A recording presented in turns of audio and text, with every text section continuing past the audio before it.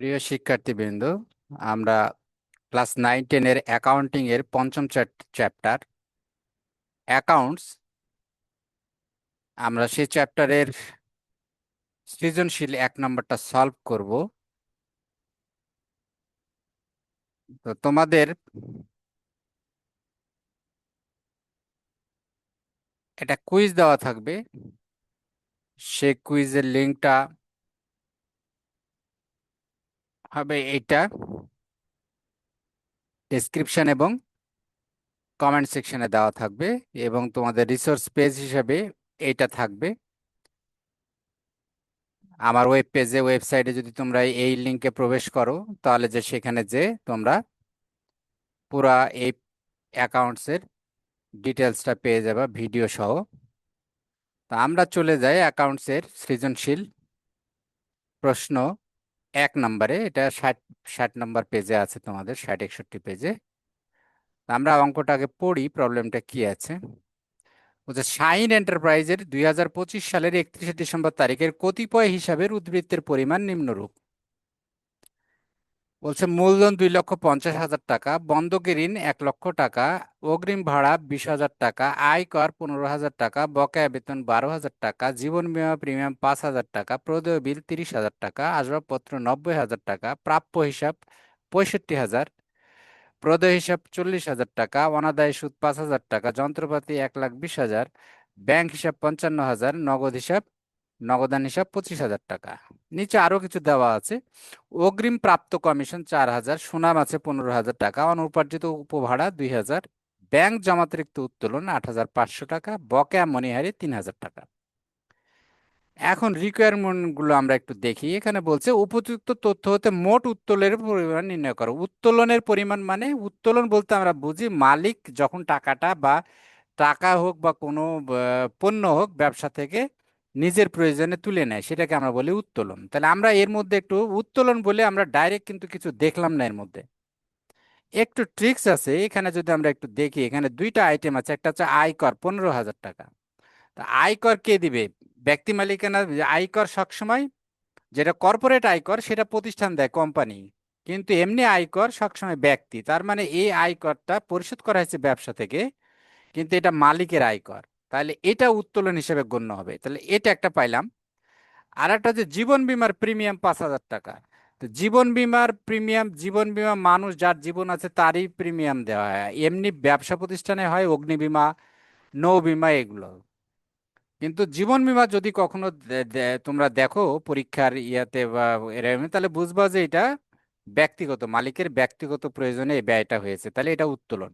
তাহলে দুইটা পাইলাম আমরা, একটা আয়কর, একটা জীবন বীমা। তাহলে এই দুইটা যোগ করলে 20,000 টাকা। তাহলে আমরা এই যে ছকের মধ্যে এই জিনিসটা এখানে দেখিয়ে দিয়েছি। আমরা ছকের মধ্যে এখানে দেখিয়ে দিয়েছি ছকটা। আমরা নিচের পেজে নিয়ে যাই একবারে, তাহলে সবচেয়ে ভালো।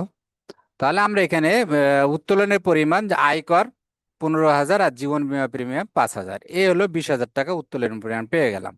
আর মন্তব্যের ঘরে লিখলাম আয়কর মালিকের ব্যক্তিগত খরচ, জীবন বীমা প্রিমিয়াম মালিকের ব্যক্তিগত খরচ। কাজে এই 20,000 টাকা উত্তোলন। খ রিকোয়ারমেন্টে আছে সম্পদ হিসাব চিহ্নিত করে মোট পরিমাণ, এর মধ্যে খুঁজে বের করতে হবে সম্পদ কোনগুলো। তাহলে আমরা একটু শুরুতে যাই, এখান থেকে আমরা আইডেন্টিফাই করি। প্রথম হচ্ছে মূলধন। তাহলে মূলধন এটা মালিকানা সত্ত্ব, এটা সম্পদ নয়। বন্ধকি ঋণ, বন্ধকি ঋণ, ঋণ মানে দায়, তাহলে এটা সম্পদ নয়। অগ্রিম বাড়ি ভাড়া, ইয়েস, এইটা সম্পদ। শুধু ভাড়া যদি হতো এটা ব্যয় হতো, কিন্তু অগ্রিম বাড়ি ভাড়া বলছে, অগ্রিম ভাড়া দেওয়া হয়েছে মানে আমরা অ্যাডভান্স দিয়েছি, কোম্পানি অ্যাডভান্স দিয়েছে ভাড়া। তাহলে দিলে পরা এটা যে কোনো, মনে রাখতে হবে যদি একটা প্রতিষ্ঠান অ্যাডভান্স কাউকে টাকা দেয়, তাহলে পরে এটা তার সম্পদ। আর উল্টা যদি হয়, কোনো কারণে যদি সে অ্যাডভান্স টাকা নেয় কারো কাছে থেকে, সেটা হবে দায়। সেটা হবে দায় যতক্ষণ না পর্যন্ত যে পারপাসে টাকাটা নিল সেটা, সেই পারপাসটা কোম্পানি সার্ভ করবে, ততক্ষণ পর্যন্ত এটা দায় থাকবে। যেমন ভাড়াটা কেন এখানে অগ্রিম, যে কারণ এই ভাড়াটা দেওয়ার পরে সে আগামী 1 মাস বা 2 মাস যে কদিনের অগ্রিম দিয়েছে, সেই টাকাটা তার সেখানে যে সে বেনিফিটটা ভোগ করতে পারবে, এই বেনিফিটটা সে পাবে। তাহলে একটা পাইলাম আমরা এই তিনটার মধ্যে, অগ্রিম ভাড়া এবার একটা সম্পদ পাইলাম। আয়কর, এটা তো আমরা অলরেডি উত্তোলনে বলেছি। বকেয়া বেতন, এটা দায়, যে কোনো বকেয়া খরচ থাকলে সেটা দায় মাথায় রাখতে হবে, যে কোনো খরচ বকেয়া থাকলে দায়। তাহলে বকেয়া বেতন এটা দায়। প্রদেয় বিল দায়, প্রদেয় বিল, প্রদেয় হিসাব এগুলো দায়। আসবাবপত্র সম্পদ, আসবাবপত্র সম্পদ, প্রাপ্য হিসাব সম্পদ। আচ্ছা, অনাদায়ী সুদ, এই অনাদায়ী সুদটা দায় হবে, কারণ কি যে ঋণ লাগা আছে, ঋণ যেহেতু দায়, তাহলে দায়ের সুদ যদি বকেয়া থাকে সেটাও দায়। আর যদি কোনো বিনিয়োগ করা থাকে, বিনিয়োগের অনাদায়ী সুদ থাকলে ওটা কিন্তু সম্পদ, বিনিয়োগ সম্পদ হলে তার সুদও সম্পদ। যদি বকেয়া থাকে, যদি সেটা যদি এখনো আদায় না করছে। আর ঋণের ক্ষেত্রে উল্টা, ঋণও যেমন দায়, বকেয়া সুদ থাকলেও সেটাও দায়। তাহলে যন্ত্রপাতি এটা সম্পদ, ব্যাংক হিসাব এটা সম্পদ, নগদান হিসাব এটা সম্পদ। অগ্রিম প্রাপ্ত কমিশন, যেটা বলছিলাম, কমিশন পাওয়া গেছে কিন্তু কমিশনটা অগ্রিম, অর্থাৎ এটা পাওয়ার কথা না, আগেই দিয়ে দিয়েছে, তাহলে অগ্রিম কমিশন এটা মনে করতে হবে এটা দায়। এটা দায়, অগ্রিম রিসিভ হয়েছে কোনো জিনিস, অগ্রিম পাওয়া মানে এটা দায়, আর অগ্রিম প্রদান মানে এটা সম্পদ।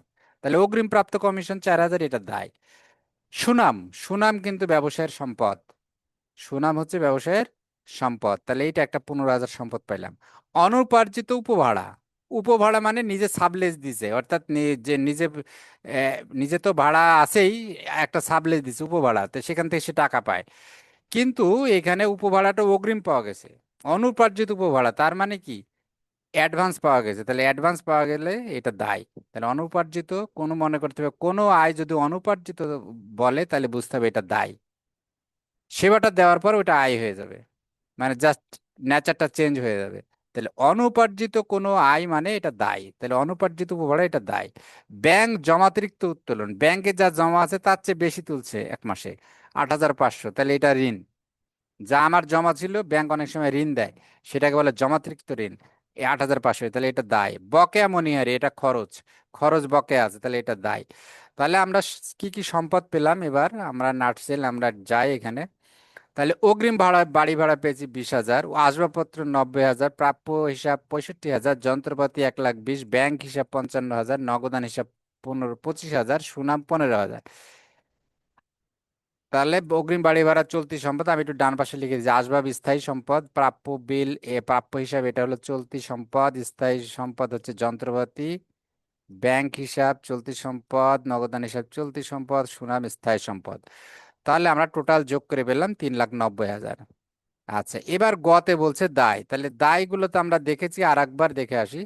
তাহলে দায়ের মধ্যে প্রথমে বন্ধকি ঋণ আছে, এরপরে অগ্রিম বাড়ি ভাড়াতে সম্পদ, আয়কর উত্তোলন, বকেয়া বেতন, এই বকেয়া বেতন দায় 12,000, জীবন বীমা প্রিমিয়াম এটা তো উত্তোলন, প্রদেয় বিল 30,000 এটা দায়, আসবাবপত্র প্রাপ্য হিসাব এটা তো সম্পদ, প্রদেয় হিসাব এটা দায় 40,000, অনাদায় সুদ 5,000 দায়, যন্ত্রপাতি এটা সম্পদ, ব্যাংক হিসাব সম্পদ, নগদান হিসাব সম্পদ।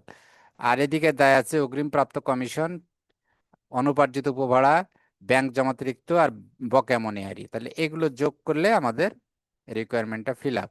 তাহলে আমরা এখানে, তাহলে বন্ধক ঋণ 1,00,000, বকেয়া বেতন আছে 12,000, প্রদেয় বিল আছে 30,000, প্রদেয়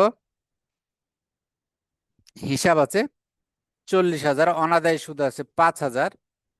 আচ্ছা, আর কি আছে, অগ্রিম প্রাপ্ত কমিশন আছে 4,000, অনুপার্জিত উপভাড়া 2,000, ব্যাংক জমাতিরিক্ত উত্তোলন আছে 8,500, বকেয়া মনিহারি 3,000।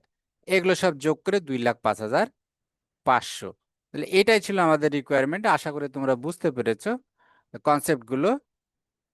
ভালো করে তোমরা মনোযোগ করে শুনলে এটা মনে থাকবে আমি আশা করি। আমার চ্যানেলটা আবারও বলি, যদি তোমরা সাবস্ক্রাইব করে না থাকো অবশ্যই তোমরা করবা, এই রিকোয়েস্ট তোমাদের প্রতি রইলো, এবং বন্ধু বান্ধবদের মধ্যে শেয়ার করবা। আমি চেষ্টা করছি তোমাদের কমার্সের সাবজেক্টগুলো এবং আইসিটি, ইংলিশ, এগুলো তোমাদেরকে পরীক্ষা উপযোগী করে দেওয়ার ইনশাল্লাহ। থ্যাংক ইউ ভেরি মাচ, আবার কথা হবে, আবার নতুন এপিসোডে আমরা ধারাবাহিকভাবে এগুলো পাওয়ার জন্য তোমরা অবশ্যই সাবস্ক্রাইব করে রাখবা। Thank you.